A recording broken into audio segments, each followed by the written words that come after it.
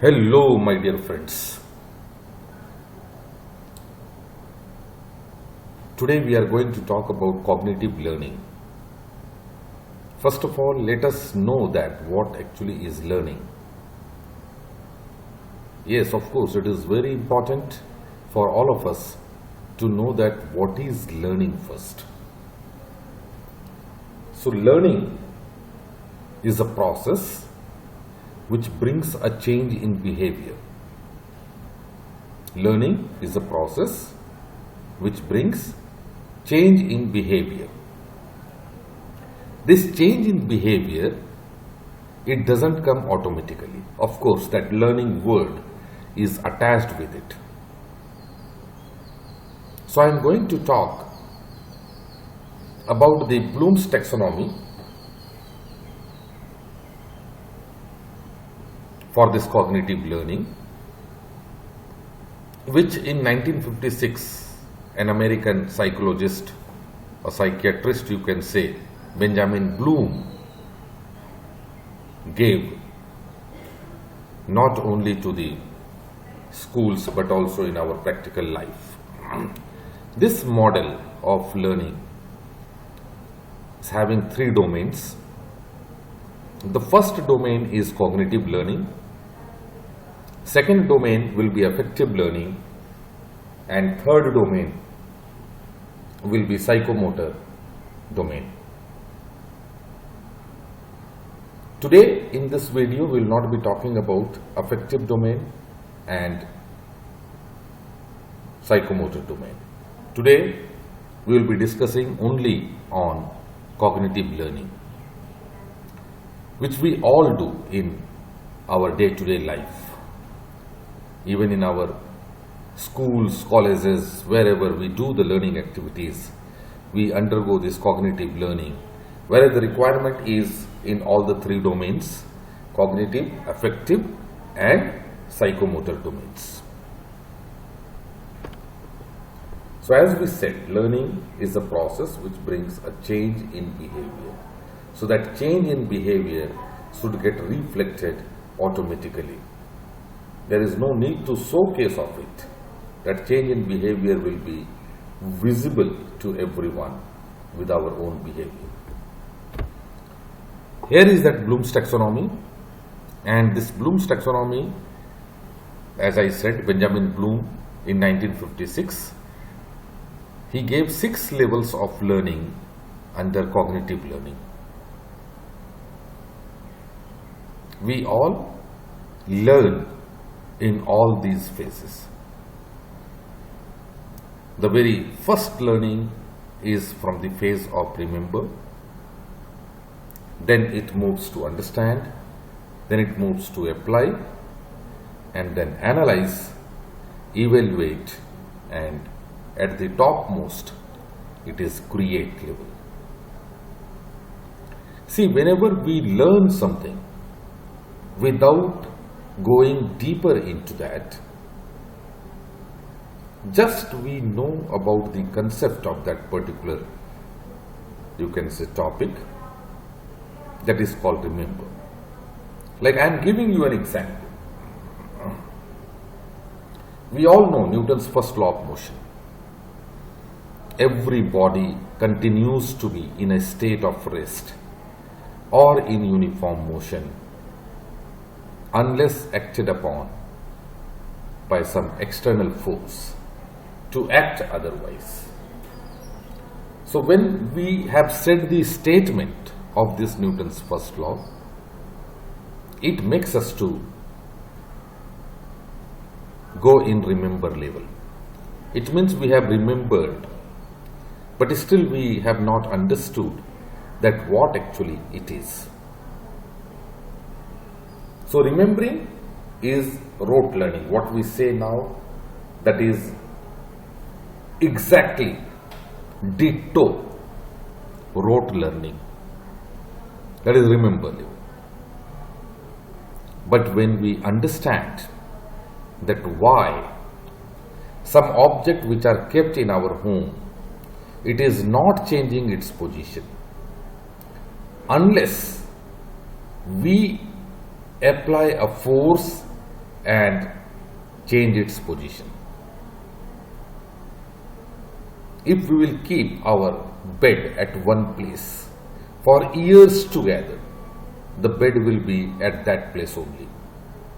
It will not move from its own position. So it will continue to maintain its own position. That's why this Newton's first law of motion is also called as law of inertia. Inertia means at rest or in the same position. So that is remember. But when we apply a force, when we understand that in our home many of the objects, including if I keep on standing at one place and I am not willing to change my position, then it will be just like remember. But when we understand, when we apply it on various objects and we understand that why it is static or it is dynamic, like earth is revolving around the sun, it will keep on revolving. Moon is revolving around the earth, it will keep on revolving. So this is called understand. Now when we apply the same knowledge which was in remember level and came to understand, now I am applying it on objects and I am making the objects to change its position, to change its place, to change its shape by applying an external force. Then I can say that I applied the Newton's first law. Right. Now, when I started analyzing that what will be the effect when I have applied, when I changed a body from its own position to a new position, I analyzed the after effect. I am going to analyze, I am going to see that what are the changes are coming to that particular body. I will do an analysis, I will do a kind of a study to find out that what are the changes has taken place to the body in new position. Then that we can say that I have gone to the level of analyze. And then further, when I have started comparing between the two positions, suppose if we are moving from our hometown, native place to a new place, we start analyzing that in which way we are comfortable, in which way we were comfortable in our hometown, and when I came to a new place, how the changes have taken place, and those changes in which way it is affecting me and my comfort. When I am analyzing all these details, when I am comparing the two traits, my native place and new place, I am evaluating that which is better. Simultaneously, I will come to know that which one is better. When I go for analysis in this aspect, where I can give a decision that yes, this will be better, then it is evaluate. Now coming to create. With this, the knowledge which I gained through remember level, understand level, applying, I analyzed, evaluated, and now I am going to create, I am going to design a new object in new position itself based on the knowledge, based on the skills which I have achieved in different levels of this learning. When I am applying to it and creating and designing a new thing, new object, in which the object will be made even to change its position time to time. And this process will make me to the level of learning that is called create. It means I am in a position to design something new. I am in a position to innovate something new. I am in a position to see that which will be more better and which is correct and how it can be made more better. So this Bloom's taxonomy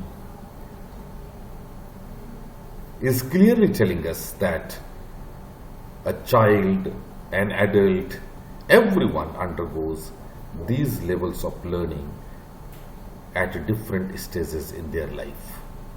Now there is a requirement for all of us to